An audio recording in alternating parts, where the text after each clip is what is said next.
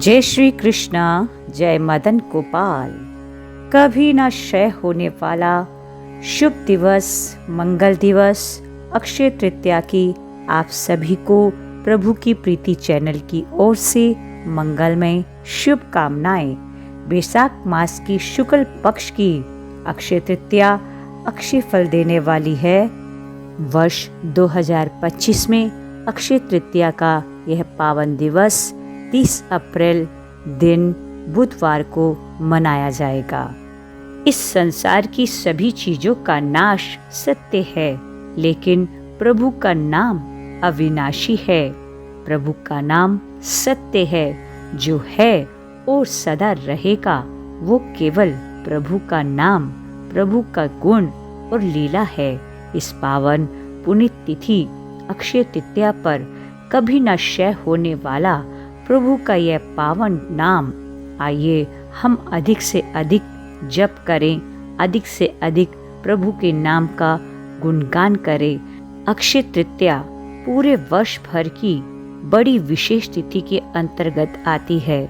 अक्षय तृतीया को अखा तीज भी कहा जाता है और ईश्वरीय तिथि भी कहा जाता है। इस दिन की महिमा अनेकों पुराणों ग्रंथों में बताई गई है। विशेषकर श्री विष्णु पुराण, भविष्य पुराण और तैत्तिरीय उपनिषद में इसका विस्तार पूर्वक वर्णन बताया गया है।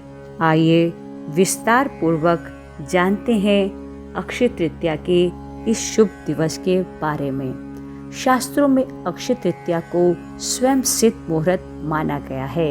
अक्षय तृतीया के दिन मांगलिक कार्य जैसे विवाह, गृह प्रवेश, व्यापार अथवा उद्योग का आरंभ करना अति शुभ फलदायक होता है। सही मायने में अक्षय तृतीया अपने नाम के अनुरूप शुभ फल प्रदान करती है। अक्षय तृतीया पर सूर्य व चंद्रमा अपनी उच्च राशि में रहते हैं। नया वाहन लेना, गृह प्रवेश करना, आभूषण खरीदना इत्यादि जैसे कार्यों के लिए लोग इस तिथि का विशेष उपयोग करते हैं। यह नाशवान चीजें हम जितनी भी एकत्रित कर लें, लेकिन इनका नाश अवश्यमेव है। लेकिन प्रभु के नाम का जो बैंक बैलेंस हमारा एकत्रित हो जाता है इन विशेष तिथियों के अंतर्गत, उसका कभी भी नाश नहीं होता।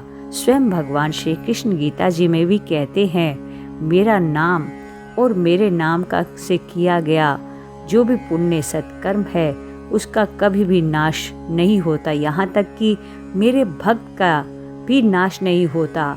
जहाँ उसकी साधना रुक जाती है, प्रभु उसकी वहीं से गति को अग्रसर करते हैं। धरती पर भगवान श्री विष्णु जी ने 24 अवतार लिए और उसमें भगवान श्री विष्णु जी के छठे अवतार हुए परशुराम भगवान। परशुराम भगवान ने अक्षय तृतीया के दिन ही अवतार लिया था। इस दिन भगवान विष्णु के चरणों से धरती पर गंगा अवतरित हुई। सतयुग, द्वापर व त्रेता युग के प्रारंभ की गणना भी इसी दिन से होती है। शास्त्रों की इस मान्यता को वर्तमान में व्यापारिक रूप दे दिया गया है, जिसके कारण अक्षय तृतीया के मूल उद्देश्य से हटकर लोग खरीदारी में लगे रहते हैं। वास्तव में यह वस्तु खरीदने का दिन नहीं है। यह समय अपनी योग्यता को निखारने और अपनी क्षमता को बढ़ाने के लिए उत्तम है। यह मुहूर्त अपने कर्मों को सही दिशा में प्रोत्साहित करने के लिए श्रेष्ठ माना जाता है। शायद यही मुख्य कारण है इस काल को दान इत्यादि के लिए सबसे अच्छा माना जाता है। वैशाख मास के शुक्ल पक्ष की तृतीया को अखा तीज के रूप में मनाया जाता है। भारतीय जनमानस में यह अक्षय तीज के नाम से सुप्रसिद्ध है। पुराणों के अनुसार इस दिन सूर्य से पूर्व उठकर स्नान, दान, जप, स्वाध्याय आदि करना शुभ फलदायी माना जाता है। इस तिथि में किए गए शुभ कर्म का फल क्षय नहीं होता। इसको सतयुग के आरंभ की तिथि भी माना जाता है, इसलिए इसे कृतयुगादि तिथि भी कहते हैं। यदि इसे दिन रविवार हो तो वह सर्वाधिक शुभ और पुण्यदायी होने के साथ साथ अक्षय प्रभाव रखने वाला भी हो जाता है। मत्स्य पुराण के अनुसार अक्षय तृतीया के दिन अक्षत, पुष्प, दीप आदि द्वारा भगवान श्री विष्णु की आराधना करने से श्री विष्णु भगवान की विशेष कृपा प्राप्त होती है। दीन दुखियों की सेवा करना, वस्त्र आदि का दान करना और शुभ कर्म की ओर अग्रसर रहते हुए मन, वचन व अपने कर्म से मनुष्य धर्म का पालन करना ही अक्षय तृतीया पर्व की सार्थकता है। कलयुग के नकारात्मक प्रभाव से बचने के लिए इस दिन भगवान विष्णु की उपासना करके दान अवश्य करना चाहिए। ऐसा करने से निश्चय ही अगले जन्म में समृद्धि, ऐश्वर्य व सुख की प्राप्ति होती है। भविष्य पुराण के एक प्रसंग के अनुसार शाकल नगर रहने वाले एक वणिक नामक धर्मात्मा अक्षय तृतीया के दिन पूर्ण श्रद्धा भाव से स्नान, ध्यान व दान कर्म किया करते थे, जबकि उसकी पत्नी उसको मना करती थी। मृत्यु के बाद किए गए दान पुण्य के प्रभाव से वणिक द्वारिका नगरी में सर्व सुख संपन्न राजा के रूप में अवतरित हुआ। इस दिन पवित्र नदियों में स्नान कर सामर्थ्य अनुसार जल, अनाज, गन्ना, दही, सत्तू, फल, सुराही, हाथ से बने पंखे, वस्त्र आदि का दान करना विशेष फल प्रदान करने वाला माना गया है। सौभाग्य की वृद्धि करने वाला, दुर्भाग्य की निवृत्ति करने वाला यह पावन सर्वश्रेष्ठ दिन अक्षय तृतीया का आप भरपूर लाभ उठाएं। दान करने से जाने अनजाने हुए पापों का बोझ हल्का होता है और पुण्यों की पूंजी बढ़ती है। अक्षय तृतीया के विषय में ऐसा कहा गया है कि इस दिन किया गया दान खर्च नहीं होता, यानी आप जितना दान करते हैं उससे कई गुना आपके अलौकिक कोष में जमा होता जाता है। मृत्यु लोक के बाद जब अन्य लोकों में जाना पड़ता है, तब उस धन से दिया गया दान विभिन्न रूपों में प्राप्त होता है। पुनर्जन्म लेकर जब धरती पर आते हैं, तब भी उस कोष में जमा धन के कारण धरती पर भौतिक सुख एवं वैभव प्राप्त होता है।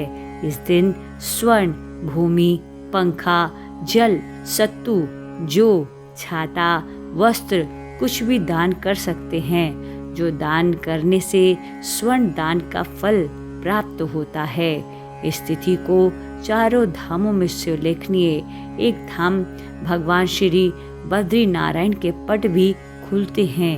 अक्षय तृतीया को ही शिवधाम वृंदावन में श्री बिहारी जी के चरणों के मंगलमय पावन दर्शन वर्ष में एक बार ही होते हैं। अक्षय तृतीया के शुभ दिन पर ही श्रीधाम वृंदावन में सभी ठाकुर जी को केसर चंदन का श्रृंगार कर रथ यात्रा भी निकाली जाती है। तो आइए इस पावन अक्षय तृतीया को हम बड़े आनंद और उल्लास और शुभ कर्मों को करते हुए मनाएं और प्रभु के मंगलमय गीत गुनगुनाएं। कृष्ण गोविंद गोविंद गोपाल नंद लाल, कृष्ण गोविंद गोविंद हे गोपाल नंद लाल, कृष्ण गोविंद गोविंद हे गोपाल नंद लाल, कृष्ण गोविंद गोविंद हे गोपाल नंद लाल, हे गोपाल नंद लाल, हे गोपाल नंद लाल, गोपाल नंद लाल, हे गोपाल नंद लाल, कृष्ण गोविंद गोविंद हे गोपाल नंद लाल, कृष्ण गोविंद गोविंद हे गोपाल नंद लाल।